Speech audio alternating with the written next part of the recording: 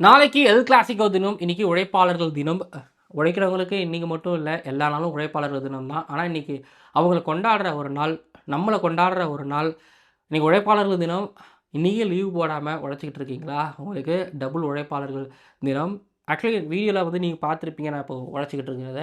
இந்த வீடியோக்கு பின்னாடி உழைச்சிட்டு இருக்கக்கூடிய இப்போ எடிட்டர் சந்தோஷ், ரூபன் ஒரு பக்கம் சேனலுக்காக தனிப்பட்ட வகையில பல காரணங்களுக்காக.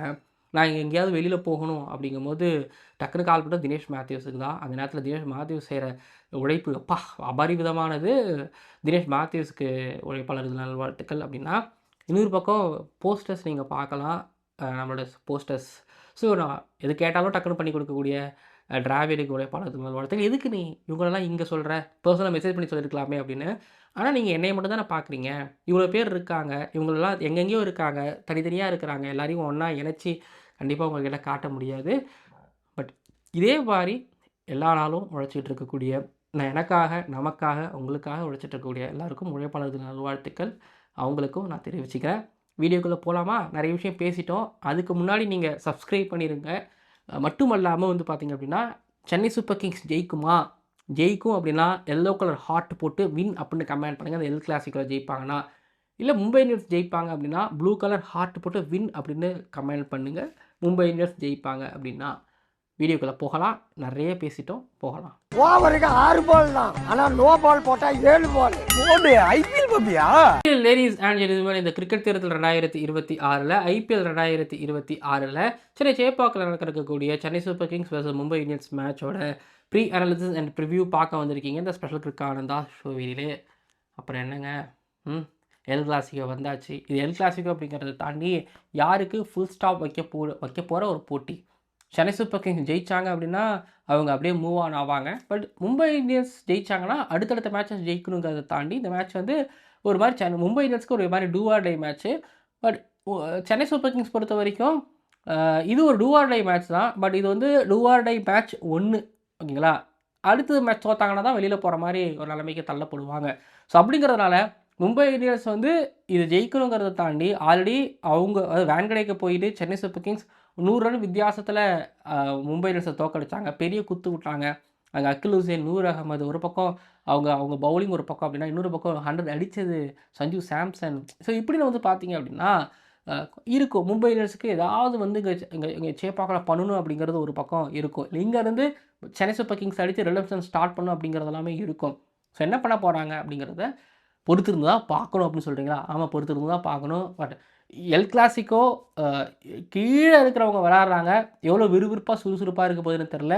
மும்பை இந்தியன்ஸ் ஃபேன்ஸ் ஆல்ரெடி அவங்க துண்டை தூக்கி போட்டாங்க. ரங்கவாத்தியார் தூக்கி போட்ட மாதிரி. அதே போல் சென்னை சூப்பர் கிங்ஸ் துண்டை போய் கையில் வச்சிருக்கிறாங்க. இந்த மேட்சை பார்த்துட்டு தூக்கி போடலாமா வேணாமனு முடிவு பண்ணுவாங்க அப்படிங்கிற நிலமை தான் இருந்துக்கிட்டு இருக்கு. போக வந்து பார்த்தீங்க அப்படின்னா, தோனி வருவாரா? ரோஹித் சர்மா வருவாரா? இப்படிலாம் கேள்வி எழுந்துக்கிட்டு இருக்கு. இவங்க வந்தாங்கன்னா டீமில் வந்து ஆடிட்டு இருந்தவங்களுக்கெல்லாம் வந்து பாதிப்புகள் ஏற்படும் அப்படிங்கிறதும் பார்க்கப்படுது. ஆக்சுவலி ரோஹித் சர்மா வந்து இந்த மேட்ச் வர மாதிரி ஏதோ சொல்லிக்கிட்டு இருந்தாங்க. அது என்ன கதைன்னு தெரில. பட் பொறுத்திருந்து பார்க்கலாம். போன மேட்ச் ரீவைண்ட் பண்ணியாச்சு. பட் இந்த மேட்ச் நீங்கள் வாங்கலை. இப்போது நீங்கள் சேப்பாக்கில் நடக்குது. சிஎஸ்கேவை பொறுத்த வரைக்கும் இந்த சேப்பாக்கில் வந்து பஞ்சாப் கிங்ஸ்கிட்ட தோத்தாங்க.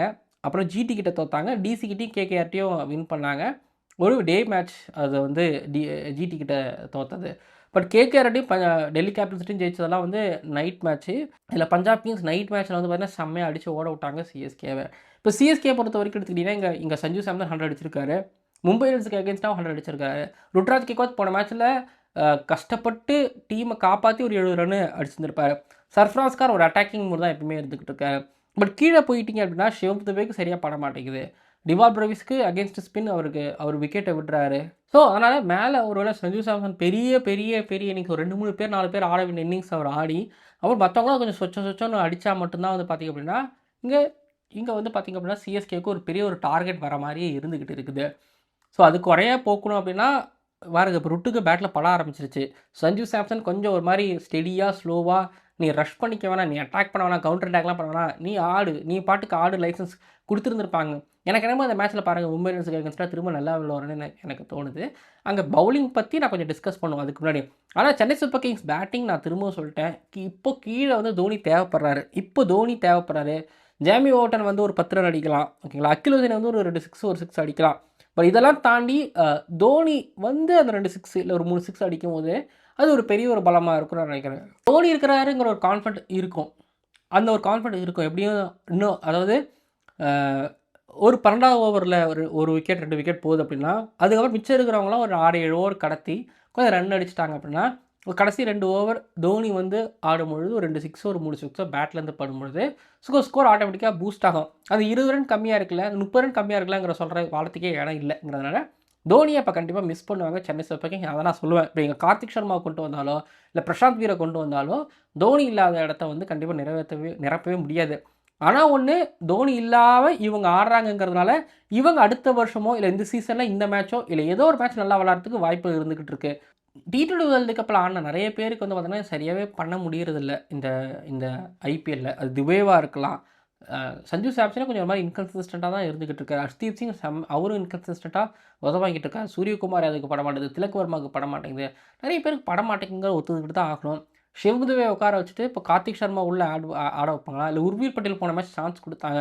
இப்போ உர்வில் பட்டேலை நீங்கள் ட்ராப் பண்ணிவிட்டு இப்படிலாம் யோசிக்க வைக்க தோணுது. இப்போ உர்வில் பட்டேலை ட்ராப் பண்ணாங்க அப்படின்னா சர்ஃப்ராஸ் கான் துபே பிளேஸில் ஆடுவாரா, கீழே ஆடுவாருங்க, எந்த அளவுக்கு செட் ஆக போகுதுன்னு தெரில.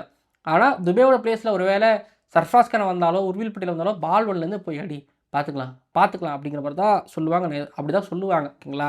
பட் சிஎஸ்கேட பேட்டிங் எப்படின்னா, இப்போ பவுலிங் எடுத்துக்கிட்டிங்க அப்படின்னா மும்பை இந்தியன்ஸ்க்கு அகேன்ஸ்டாக போன மேட்சோ அகில் ஹுசைன், நூர் அகமது 2 பேரும் நோண்டி விட்டாங்கன்னா, கம்போஜ், முகேஷ் சௌத்ரி நியூ பாலில் தெறிக்க விட்டாங்க, கஷ்டப்படுத்துகிறாங்க மும்பை இந்தியன்ஸ்.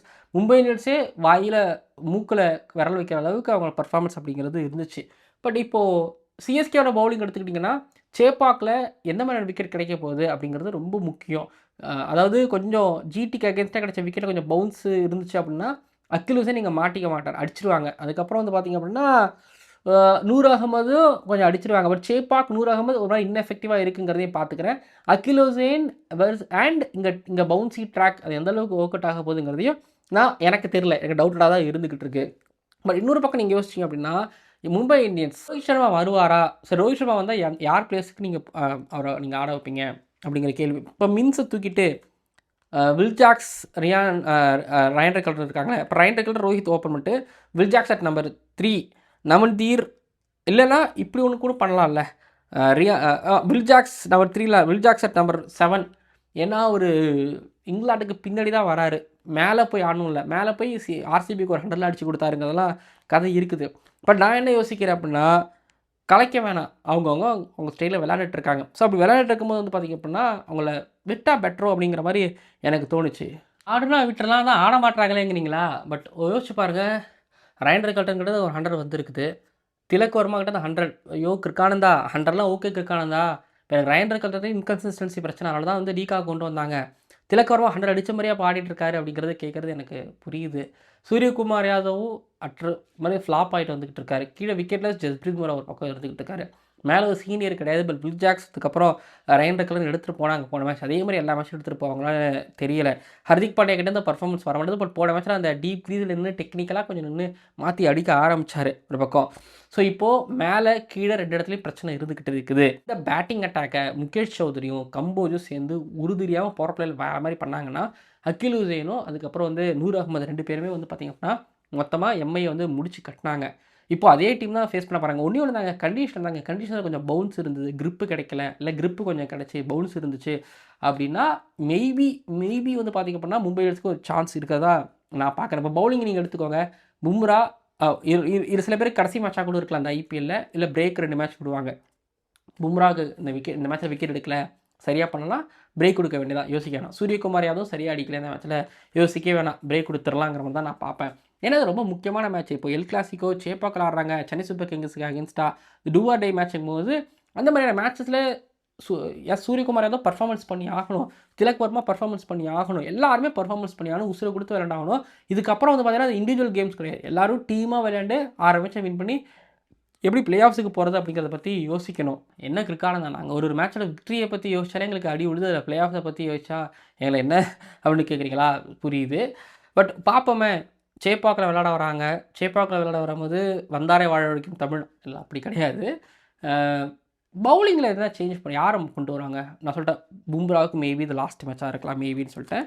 அஸ்வினி குமார்னு எல்லாரும் சொல்லிகிட்டே இருந்தீங்க. அஸ்வினி குமார் தெரியும் ரன்ஸ் கொடுப்பாருன்னு, பட் அஸ்வினி குமார் எனக்கு தெரிஞ்சு பெட்டராக தான் பண்ணிட்டு வந்துட்டுருக்காரு. இப்போ அஸ்வினி குமார், பும்ரா கண்டிப்பாக இருப்பாங்க.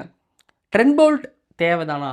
ட்ரெண்ட் போல்ட் இங்கே பாருங்க, மும்பை இந்தியன்ஸ் வந்து எதனா பண்ணுறாங்க, குத்தி இந்த ஸ்பாட் பவுலிங், எங்கள் ஸ்பாட் பவுலிங்லாம் பாப்ப பவுலிங் ஆகிடுச்சு, அதெல்லாம் அடிக்க ஆரம்பிச்சிட்டாங்க. நீங்கள் யார்க்கர் முதல் பால்லேருந்து யார்க்கரை ட்ரை பண்ணுங்கள். யார்க்கர் பால் சாஃப்ட் ஆனாலும் பரவாயில்ல, யார்க்கர் போட்டுக்கிட்டே இருக்கும் பட்சத்தில், தவற விடாமல் இருக்கும் பட்சத்தில் டெஃபினட்டாக வந்து பார்த்திங்க அப்படின்னா ஒரு பேட்ஸ்மேன்ஸை எல்லா பேட்ஸ்மேன்ஸையும் நிறுத்துறதுக்கு வாய்ப்புகள் இருந்துக்கிட்டு இருக்குது. 2 டீமுமே எடுத்துக்கிட்டிங்க அப்படின்னா பவர் பிளேயில் பெருசாக ரன் அடிக்கிறது கிடையாது, மிடில் ஓவர்ஸ்லேயும் ரன்ஸ் பெருசாக அடிக்கிறது கிடையாது, டெத் ஓவர்ஸ்லேயும் சிஎஸ்கேவாவது பெட்டர். எம்ஐ அந்த 15-16 ஓவர்லேயே வந்து பார்த்திங்கன்னா மேட்சோட ரிசல்ட்ஸ் தெரிகிற அளவுக்கு வந்து ஆடிட்டு வந்துக்கிட்டு இருக்கிறாங்க. பொறுத்திருந்து பார்க்கலாம் அப்படிங்கிறத நான் சொல்லுவேன். ஏன்னா சேப்பாக்கில் ஆட போகிறாங்க, சென்னை சூப்பர் கிங்ஸ்க்கு அகேன்ஸ்ட் ஆட போகிறாங்க. மும்பை இந்தியன்ஸ் அவங்க எப்பவுமே சேப்பாக்கில் நல்லா பண்ண ஒரு ரிசல்ட் அப்படிங்கிறது இருக்குது. பட் இடையில கோவிட் வந்து அதுக்கப்புறம் நடக்காமல் போய் ஸோ இதெல்லாம் இருந்துக்கிட்டு இருக்குது. பழைய ரிசல்ட் அது ஒரு பக்கம், பட் இருந்தாலும் அதை பற்றி எனக்கு சொல்கிறதுக்கே நான் கடமைப்பட்டிருக்கின்றேன். உங்களுக்கு ஞாபகம் இருக்கா கிற்கான தான் 2019 சேப்பாக்கில் வந்து சென்னை சூப்பர் கிங்ஸை மும்பை இந்தியன்ஸ் ஒரு தெரியாமல் அந்த மேட்ச் ஞாபகம் இருக்கா? பிளே ஆஃப்ஸ் இங்கே நடந்துச்சு, கரெக்டு ஞாபகம் இருக்குது. மாதிரி விக்கெட்டு மாதிரி மாதிரி நின்று வந்துச்சு, க்ரிப்பு கிடச்சிது, ஸ்பின்னதில் நல்லா அசிஸ்ட் பண்ணிச்சு. மும்பை இந்தியன்ஸ் சூப்பராக போட்டு சென்னை சூப்பர் கிங்ஸை சுருட்டி அந்த ஸ்கோரையும் சேஸ் பண்ணி ஜெயிச்சுட்டு போகிறாங்க. ஃபைனலில் போயிட்டு சிஎஸ்கே கிட்டேருந்து சென்னை சூப்பர் கிங்ஸ் ஜெயிச்சு கப்பை வின் பண்ணாங்க ஒரு பக்கம். இப்போ 2 டீமே நீங்கள் கம்பேர் பண்ணி பாருங்கள். பவர் பிளேயில் சிஎஸ்கேவும் பெருசாக இல்லை, எம்ஐயும் பெருசாக இல்லை, மிடில் ஓவர்ஸும் 2 டீமும் அவ்வளோ சிறப்பாகவும் இல்லை. டெத் ஓவர்ஸ் அகைன் ரிப்பீட் பண்ணுறேன், டெத் ஓவர்ஸ் பின்னாடி யார் போட போகிறா? ஹர்திக் பாண்டியா பின்னாடி பெருசாக வந்து கான்ஃபிடண்டாக போட மாட்டாருங்கிறதும், பும்ராவை மட்டும் போடுறாருங்கிறதும் ஒரு பக்கம். அந்த பக்கத்தில் வந்து பார்த்திங்க அப்படின்னா அன்ஷுல் கம்போஜ் அண்ட் முகேஷ் சௌத்ரி பேர் இருக்குது. மிடில் ஓவர்ஸில் அகில் ஹுசேன், நூர் அகமது பேர் இருக்குது. டெத் ஓவர்ஸில் வந்து பார்த்திங்க அப்படின்னா இப்போ கம்போஜ் வந்து போட்டுருக்காரு. அண்ட் இதே நேரத்தில் வந்து பார்த்திங்க அப்படின்னா இப்போ ஜேமி வாட்டரும் இடையில வருவார். தேவைப்பட்ட அந்த மிடில் ஓவர்ஸில் வந்து அவர் வேலையை காமிச்சிட்டு போவார். மிடில் ஓவர்ஸில் வரும்பொழுது சூரியகுமார் யாதவ், நமன் தீர், அதுக்கப்புறம் வில் ஜாக்ஸ் இவங்கெல்லாம் பார்க்க வேண்டிய நிலைமைக்கு வரும். பொதுவாக அந்த பேட்டில் பவுலர்ஸ் தான் வின் பண்ணுவாங்க. அதே போல் இந்த தடவை பவுலர்ஸ் வின் பண்ணுறாங்களான்னு பொறுத்திருந்து பார்க்கலாம். வின்னிங் பர்சன்டேஜ் கொடுத்துருமா? வின்னிங் பர்சன்டேஜ் எனக்கு தெரிஞ்சு சென்னை சூப்பர் கிங்ஸ் வின் பண்ணுவாங்களோன்னு எனக்கு தோணுது. 52% சென்னை சூப்பர் கிங்ஸ் ஜெயிப்பாங்கன்னு எனக்கு தோணுது. மும்பை இந்தியன்ஸ் ஸ்டில் அவங்களோட வின்னிங் பர்சன்டேஜை தேடி ஓடிக்கிட்டு இருக்காங்க. மும்பை இந்தியன்ஸுக்கு சிஎஸ்கே கூட, எல்எஸ்ஜி கூட, பஞ்சாப் கிங்ஸ், கேகேஆர், ஆர்ஆர், இதில் பஞ்சாப் கிங்ஸ் பெரிய டீம், ஆர்ஆர் பெரிய டீம், மற்ற இருக்கக்கூடிய 3 மேட்ச்சை ஜெயித்தாலும் 10 பாயிண்ட்ஸ் வருவாங்க எம்ஐ. சிஎஸ்கே பொறுத்த வரைக்கும் எம்ஐ ஜெயிக்கக்கூடிய மேட்ச் தான். டிசி, எல்எஸ்ஜி கொஞ்சம் குழப்பத்தை உண்டாகணும் டிசியில். எல்எஸ்ஜி அடுத்தது எல்எஸ்ஜி மேட்சஸ் வருது. ஓகே, எல்எஸ்ஜிக்கிட்டேருந்து ஒரு 2 பாயிண்ட் எடுக்கிறாங்க அப்படின்னா, அதுக்கப்புறம் எஸ்ஆர்ஹெச் கூட, அது ஜிடி கூட. எனக்கு தெரிஞ்சு சிஎஸ்கேவுக்கு 6 பாயிண்ட் இப்போதைக்கு இருக்குது. இன்னும் வந்து பார்த்திங்கன்னா அவங்களுக்கு இன்னும் 6 மேட்சஸ் இருக்குது. 6ல் 2 இல்லை 6ல் ஒரு 3-4 வின் பண்ணி ஆகணும் அப்படிங்கிற நிலைமை தான் இருந்துக்கிட்டு இருக்கிறாங்க. சொல்லிட்டேன், வின்னிங் பர்சன்டேஜ் சொல்லியாச்சு, யார் ஜெயிப்பாங்க அப்படிங்கிற மாதிரி சொல்லியாச்சு. நான் என்னோடய கருத்தை நான் பதிவு பண்ணிட்டேன். உங்களை கருத்துக்களை மறக்காமல் பதிவு பண்ணுங்கள். பால்டன்ஸ் சேப்பாக்கு எத்தனை பேர் வரீங்க அப்படிங்கிறத கீழே வந்து கமெண்ட் பண்ணுங்கள். பார்க்கலாம் அடுத்த வீடியோக்கெல்லாம் மறக்காமல் சப்ஸ்கிரைப் பண்ணிடுங்க. ஆனால் பாருங்களேன், எல் கிளாசிக்கோலாம் அப்படியே பதட்டமாக பயமாக இருக்குல்ல. பட் இப்போ சென்னை சூப்பர் கிங்ஸோ மும்பை இந்தியன்ஸோ டாப் 4 டாப் 3 இருந்தாங்கன்னா இந்த ஃபைட் இன்னும் விக்ரஸாக இருந்திருக்கும். வேறு மாதிரி இருந்திருக்கும். ஐபிஎல் கிளாசிக்கோன்னு வச்சோம். ஆனால் அடுத்த ஒரு ஜெனரேஷன் பாருங்கள் என்ன சொல்லிட்டு. ஓகே, பார்ப்போம் என்ன நடக்குதுன்னு சொல்லிட்டு. இது பும்ராவுக்கும் ஸ்கைக்கு இந்த வருஷம் ஐபிஎல் கடைசி போட்டியாக இருக்குமா, இல்லை இந்த ஃப்ரான்ச்சைஸில் கடைசி போட்டியாக இருக்குமாங்கிறத முடிவு செய்ய போகிற மேட்சாக இது இருக்க போகுது, பார்ப்போம். அண்டு சேப்பாக்குள்ளே ரோஹித், தோனி 2 பேர் அடியெடுத்து வைப்பாங்களா பார்ப்போம். டீமுக்கு வருவாங்களா பார்ப்போம். என்ன மாதிரியான மாற்றங்கள் வரப்போகுது அப்படிங்கிறத பார்ப்போம்.